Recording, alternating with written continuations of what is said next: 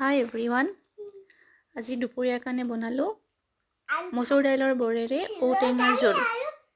ঔটেঙাটো প্ৰথমে কাটি ললো, তাৰ পিছত অকনমান শিলপতাত থেতেলিয়াই ললো, তাৰ পিছত কুকাৰত দুটা সিটি মাৰাই ললো আৰু মসুৰ দালি মিক্সিত দি পেলাই পিছি লৈ বৰ বনাই ললো।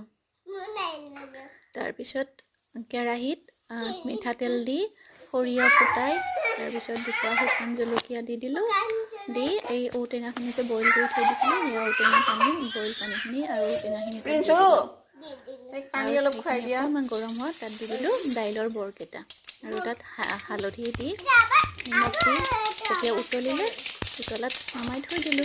এইদৰে টেঙা জোলটো খাবলৈ বহুত ভাল লাগে।